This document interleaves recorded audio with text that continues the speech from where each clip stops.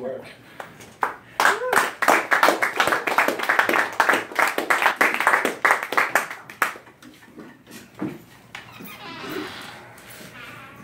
Yeah, Jeremy and I just met a few minutes ago, so I didn't want to put any pressure on him for butchering my last name. So.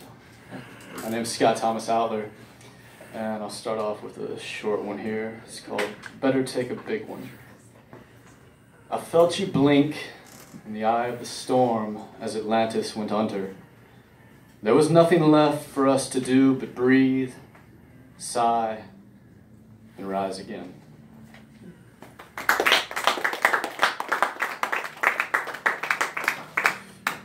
This is Transcending Definitions. Art is not an institution.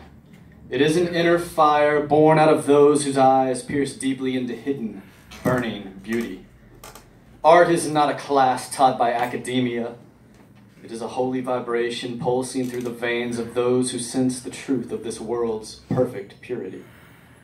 Art is not a transaction. It is a soulful expression that has no choice but to be released as a reflection of the source. Art is not a sales pitch. It is an intense emotion coupled with a vision of crystalline transcendence that ruptures open new dimensions. Art is not yet ready for the grave. It is a raging protest against the mortal flesh that sings the sweetest melody about overcoming all of life's suffering.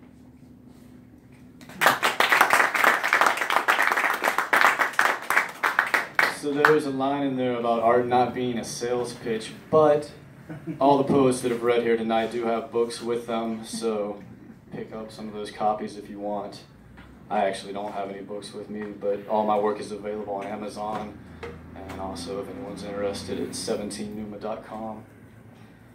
I just flew in here from Atlanta yesterday, and for this event through Alien Buddha, so I wanted to thank Red Fox and J Minor, who are the publishers there, for putting it on. I want to thank Ember and Forge for having us all out tonight. I want to thank everyone else who's read so far. I'm reading poems that are from my upcoming book with Alien Buddha. It's called Abstract Visions of Light, and it's going to be out next month after I finish incorporating all the photos that Red Fox took from his hitchhiking through Slab City out in California, some black and white photos. So I think that's going to be pretty cool, and it's coming out soon. This is another one from that called Tender Loving. I want to rip the ghost from your eyes, breathe them deep into my lungs, and bury them at my own core, so you can sleep in peace at night without hearing all their haunting wails. I want to tease out the secrets hiding behind your broken smile, so they can dance across your lips to mute the need for silence and bless your swollen heart to sing.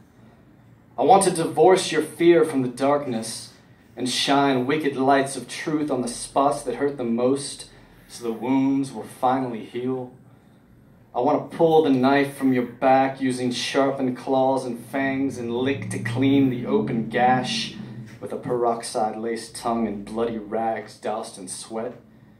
I want to suck the snake oil from your neck, swallow the medicine, spit out the venom, and beg the poison to burn away so ash can feed the flowers of trust. I want to show you to the fields of chaos, where you can witness their work at play as bombs descend with eerie whispers upon a body waiting for acts of war to trigger all its survival instincts. I want to lose my mind and yours a while to watch the notes rise and fall and learn the sound that madness makes in the moment before the waves break and send your raft of peace back to shore.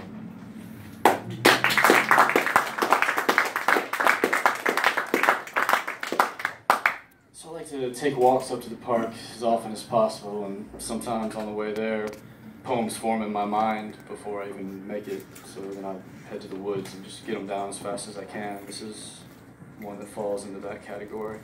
It's called Natural Reflection of Your Palms. This is my breath, the same as yours, the same as dust, the same as ash when it all comes to an end, but held deeply within steady lungs that long for truth while we're still here. This is my flesh, the same as yours, the same as tissue, the same as sinew, but without fiber optic connections as of now, and never will be, so don't dare try me with temptations towards such so-called system upgrades. This is my blood, the same as yours. The same as a river, the same as the ocean where we all swam before the expansion of our evolution was set into forward motion. These are my hands, the same as yours, the same as caring, the same as giving, the same as taking, the same as wanting, the same as needing to hold everything that is loved firmly within their grasp.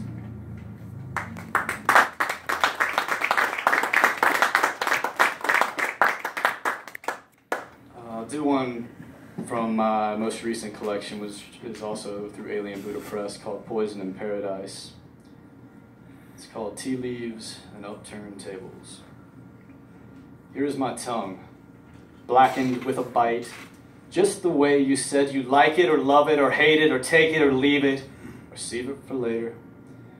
There is a perfect balance somewhere between a bleeding heart and complete detachment. There is a violent fire burning within, but I also tend to wear a shit-smug grin, shrug my shoulders, and say, "Aw, shucks," a lot. Here is my war, red, raging, open for the season, slaughtered in the jungle, roaring on the mountain. Poetry is not my final form, but it put a gun against my guts and then demanded that I start spilling. The truth is not a game we play, and all our cards are laid upon the table with 5 aces and just a hint of blood. I would never sell my soul, but I might consider loaning out just a little piece if the check is cut fat enough to clear. You would all do the same. Here's my spirit, indigo, glowing, ready to pop out the front of my skull, boiling to burst the bubble of boredom, ticking with the turning talks of time. This life is served raw on a silver platter. I came to feast and dance and laugh and cry and weep and wail and moan. I came to kiss the spaces where sin sleeps and lick the core of absolution until it springs back awake and into action. I came to slap the face of fallen angels and break the nose of demons that try to sniff their way into our order. Here is my flag, striped with stars, rising when the night seems darkest, waving with a righteous wind, dawning as the sign of New Atlantis.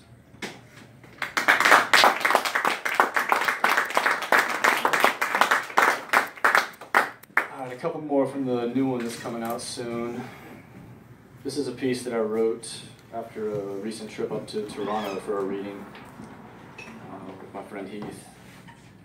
And it's coming out in the Lummox Press anthology soon. It's called Gained in Translation. Suit and tie, bluesy jazz, burns bone deep from center stage in Toronto. There's no use trying to talk or get a word in edgewise in this deafening din of fire and light. The music speaks a language of its own, with an essence that always matters most. The owner behind the bar reminds me of a woman from Albania. They used to lie, "I love you," every evening before we fell asleep. Te dua shime. The cocktail she brings to our flimsy table reminds me that true love is still just one sip away if you continue to drink deeply of life without a chaser. There will be poetry tomorrow. There will be a stage of our own. There will be a scene set in motion. But for the moment, all the movement is humming from a guitar that learned how to weep with the power of gentle chaos.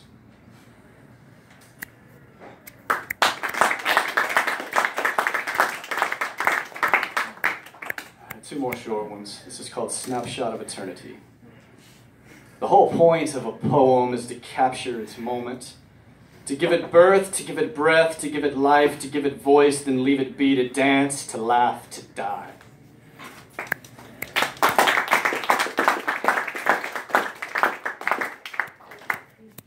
And one more from Poison in Paradise. It's called Slate. It's the closing piece.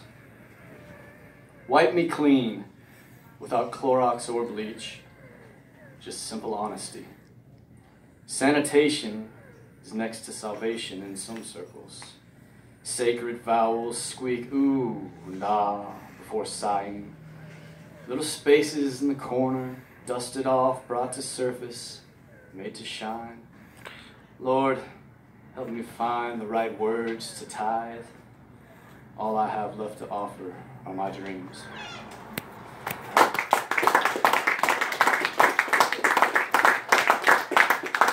Appreciate it, everyone, and I've enjoyed everyone else reading, and I'm going to turn the mic over to who started things off, Luke Kuzmish, and he will close things out for us.